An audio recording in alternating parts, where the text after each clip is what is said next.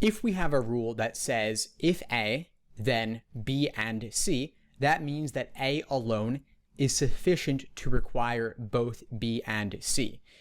We have the word and, but the word and is in the necessary condition, so it actually isn't as complicated as it might otherwise be. It's simply saying A requires B, also A requires C.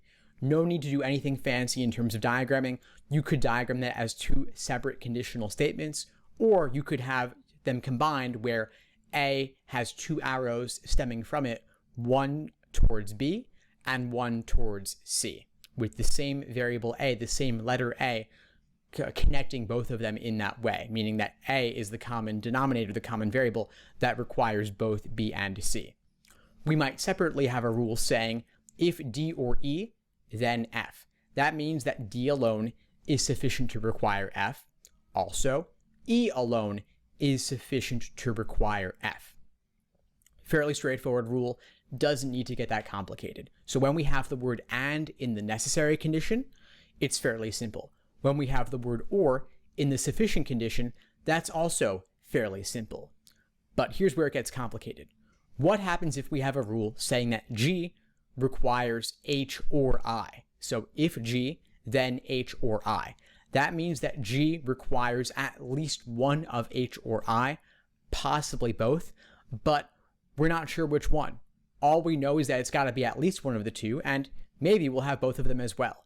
So for that, I use a dotted arrow, or really two dotted arrows, one stemming from G towards H, and one stemming from G towards I. So when we have or in the necessary condition, it becomes a little bit messy. Also, if we have the word and in the sufficient, it also becomes a little bit messy. An example of that would be if J and K, then L. That means that having both J and K together is sufficient to require L. So if you've got J and K, then you've got L, but J alone would not be sufficient to guarantee L, and also K alone would not be sufficient to guarantee L.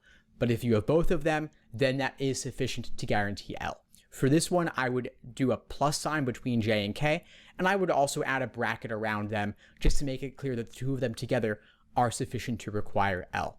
So there you have it. If you're looking for a logic game that illustrates some of these concepts, especially the more complex ones, I've written a game of my own that has and in the sufficient and or in the necessary, which of course is a more complicated rule than the first two that I talked about here. So I'll link that one below this video if you're looking for more. Thanks for tuning into the show. Please subscribe if you haven't done so already to be notified of new episodes as I release them. And feel free to reach out if you need anything at all as you move forward with your prep. I'm happy to help however I can. In the meantime, I'll wish you all the best and take care.